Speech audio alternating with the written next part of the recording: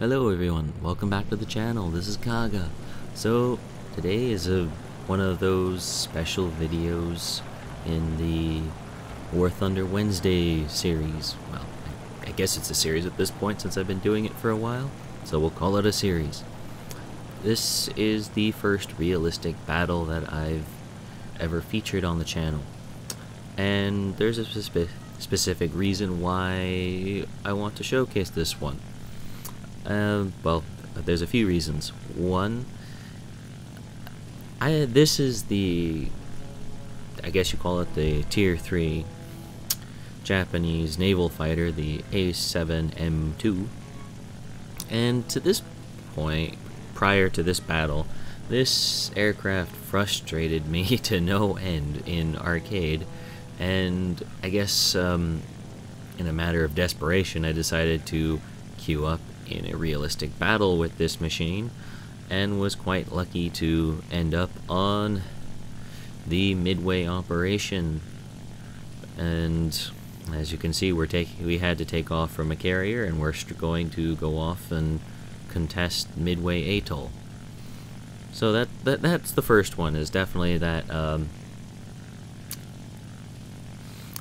it really did frustrate me until this particular battle, and I guess I can't really quite explain it per se, but it just seems to be more competitive in realistic battles, and it just made the grind that much easier through this particular aircraft.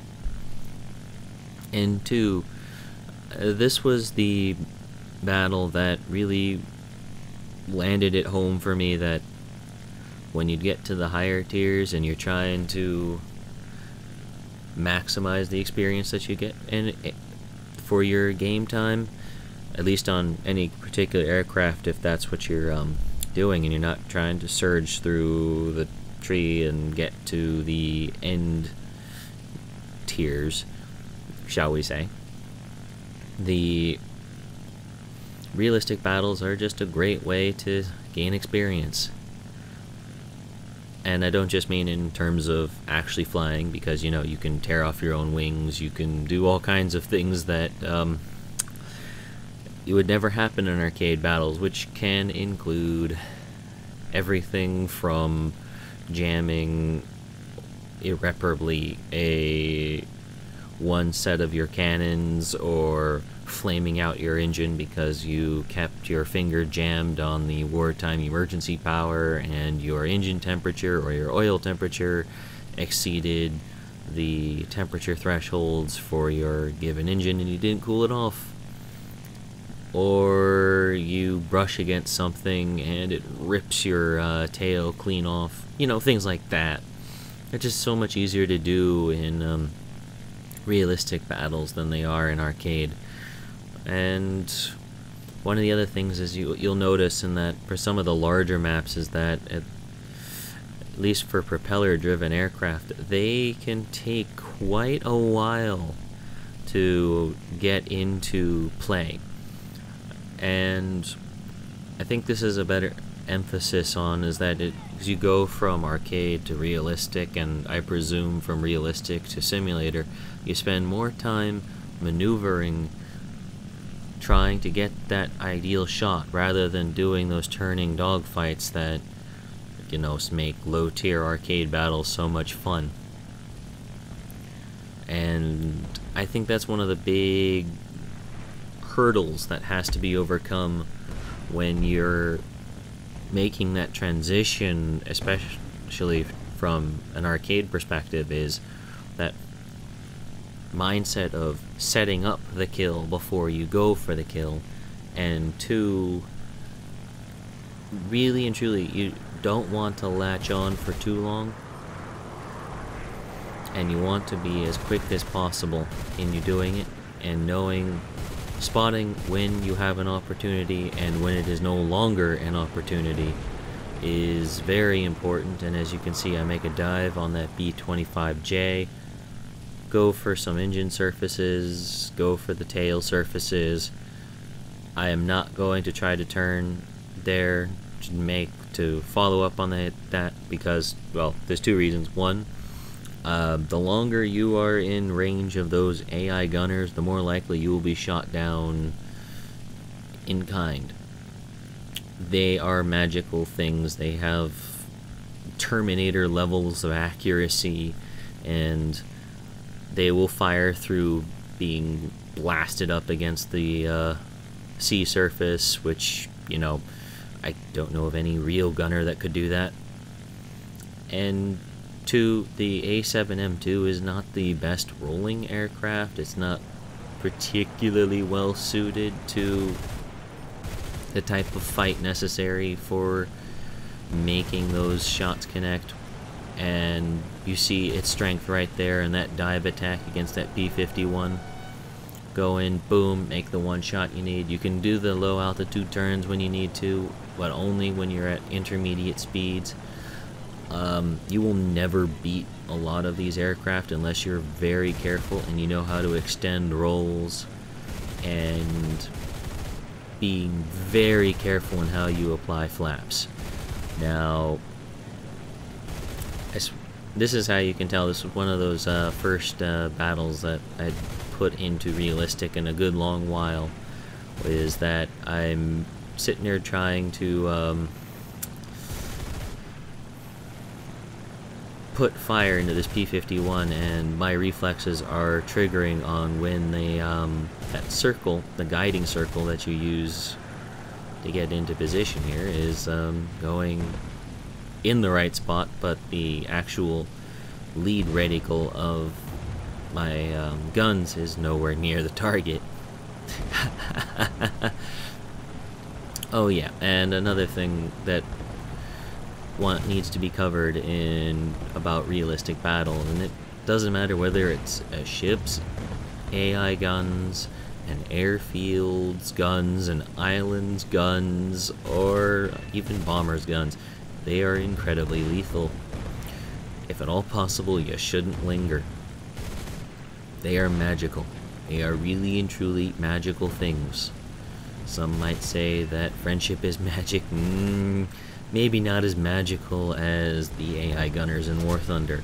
And right there we pick up our third kill, and rather than continue forward into more AI, I come around and I'm trying to gain some altitude before I head off and change pursuit here of this PBJ-1, and then decide, nope, screw this.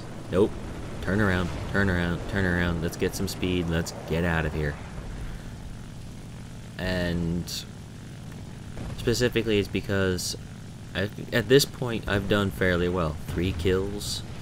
My plane's more or less intact. And I've still got maybe about a third of my ammunition left. So it's one of those, let's go ahead, let's get some altitude, let's figure out what's left on the enemy team.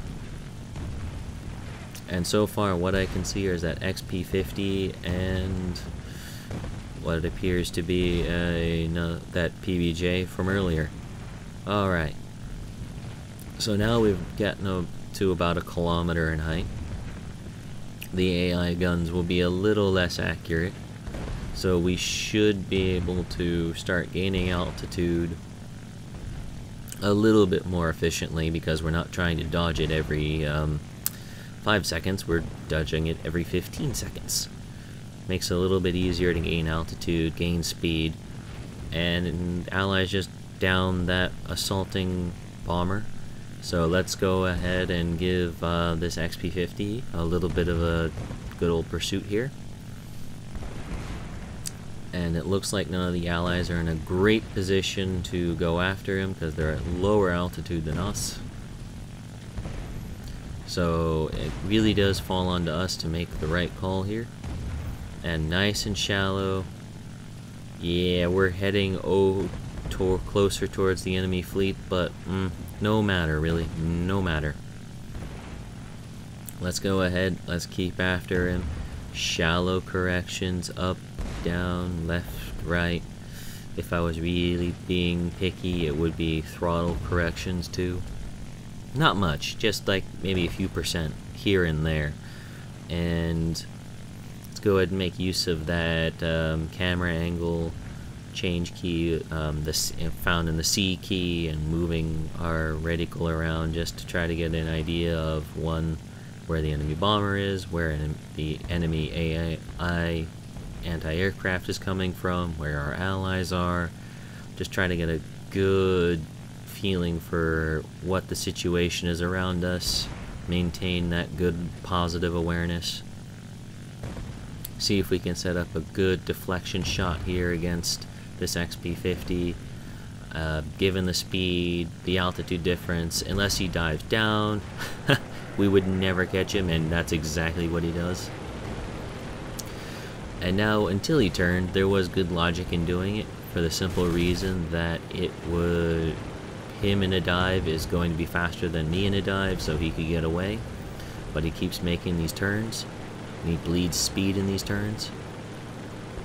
Being a larger aircraft, he's going to have a harder time turning than I will in this, so I can really stick it to him, get some damage on those wing surfaces, and force him down.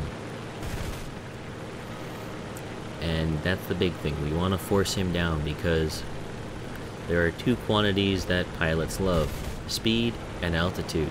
Speed is life, altitude is choice. I'm denying him that choice, and he so humbly obliges me by letting his air surfaces compress. We get a few damaging shots on him and pick up the kill.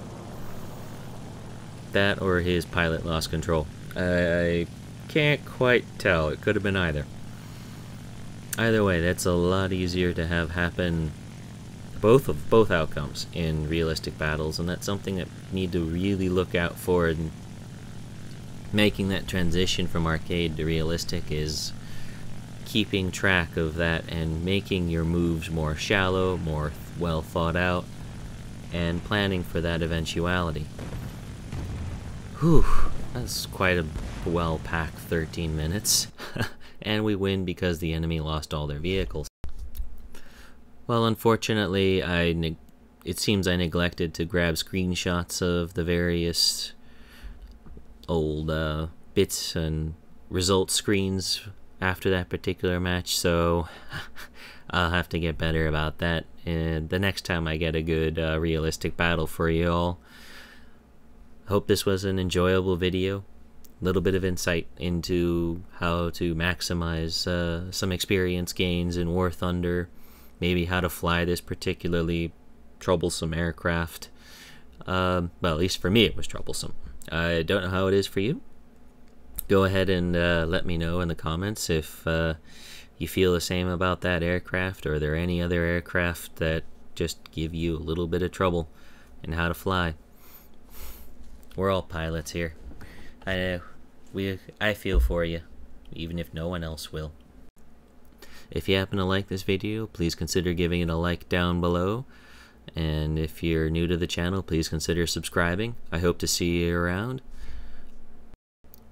Please stay tuned for some upcoming content. I'm looking at possibly doing some Armored Warfare, definitely getting back into some World of Warship stuff. We'll see what looks good, interesting at the end of this week. Well, I hope to see you around. Thank you, and good day.